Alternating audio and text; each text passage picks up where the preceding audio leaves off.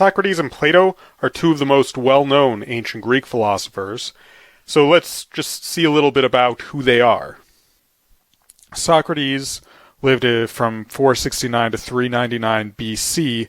He is generally considered something like the father of philosophy as we know it today.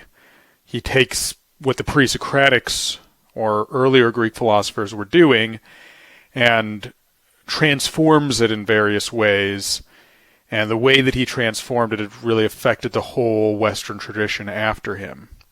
He's kind of an interesting character. He didn't write at all, so we're not going to be reading anything that he wrote.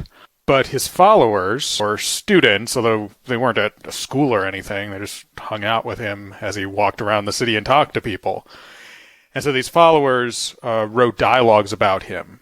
And a number of them have written dialogues about Socrates, where he's kind of a character, and oftentimes it's him having a philosophical conversation with someone.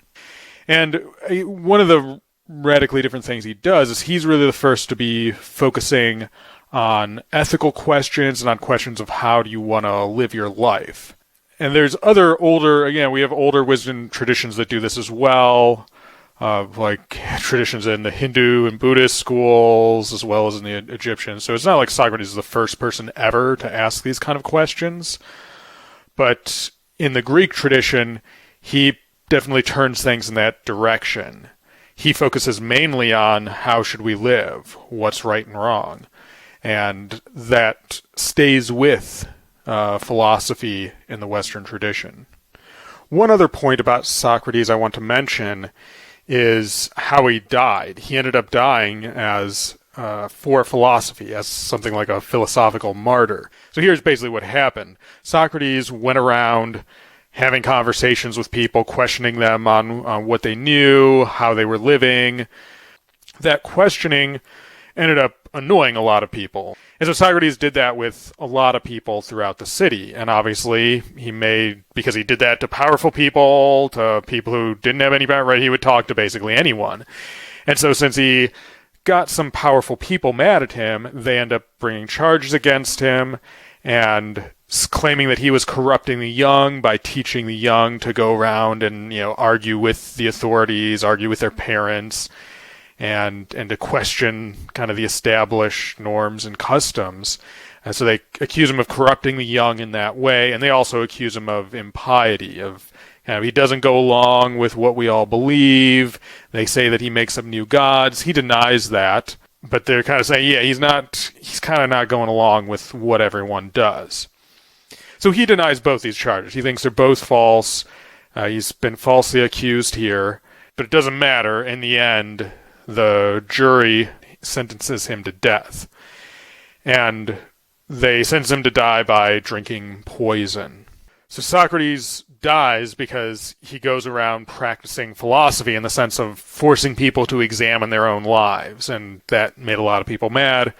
But Socrates said, I'm not going to stop doing that, because he thought the unexamined life is not worth living. That's a famous quote of his. So anyway, that's how he dies. And obviously this made a big impact on his followers, right? Him being willing to die for this practice of philosophy.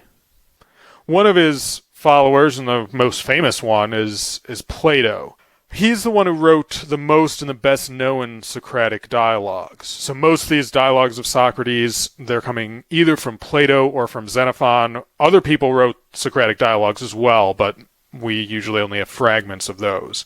Where Plato and Xenophon, the Greek historian Xenophon, we get longer dialogues. But Plato, that's all he writes, actually, except for there's some letters that are attributed to him as well. But in general, his actual texts are dialogues. And in most of those dialogues, Socrates is a character. Socrates is either doing the talking, or maybe he's sitting in the background listening. And so what you see in a Platonic writing, and a writing by Plato, is Socrates having a philosophical discussion with someone. Socrates never wrote his own teachings, like I mentioned, and so what we kind of know of Socrates we either get from Xenophon or Plato, or from what other people, like Aristotle wrote dialogues, but we don't have those. But Aristotle also said other things that, Socrates taught this or that, right? So we know what Socrates did secondhand. And of course, this secondhand information is not necessarily always 100% historically accurate. When Plato's writing a dialogue, or when Xenophon is, they aren't giving you like an actual recording. Socrates said exactly these words, right? They're writing it years later. And with Plato especially, some of the dialogues might even be fictional. Socrates might have never, in fact, scholars generally think a few of them probably almost certainly are fictional, where Socrates might have never had this conversation. But I take it Plato's trying to write something saying this is the sort of conversation Socrates would have had. So these are not historical documents. And like we'll see in Plato's writings, they're actually philosophical documents. They're writings that are designed to make you do philosophy, to make you think. And so that's what's going on here. And Socrates is a character in them. And, again, given that what Plato says has some agreement with Xenophon and Aristotle say, we can see, they're not, totally made up. This is the kind of thing Socrates might say. But again, it's not like someone was there writing down every word Socrates said. One last comment on the dialogue form that Plato writes. Plato never tells you, except maybe in the letters if he actually wrote those, exactly what he's thinking. Rather, he writes these dialogues, and as readers, we kind of have to go, well, why is he writing these? What's the point that he's making behind them? And I take it, he writes dialogues and doesn't tell you what he thinks because he's trying to write you a text that makes you do philosophy, right? That makes you learn to think for yourself and gives you kind of ways to do that, right? The dialogues, if you read them the right way, they open up sort of questions and they give you resources for how to answer those questions as well. So Plato's writing these dialogues not to just tell you, hey, here's my philosophical view. Because in the end, he doesn't really care about his philosophical view, right? He doesn't want you to agree with something because Plato said it. What Plato cares about is teaching you how to think for yourself, how to think rigorously and philosophically and have those insights and get the skill of learning how to understand things and how to deal with arguments.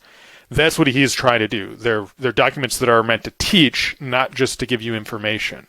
Plato is quite an artist here and pretty creative to get us as readers to actually start engaging in philosophy for ourselves.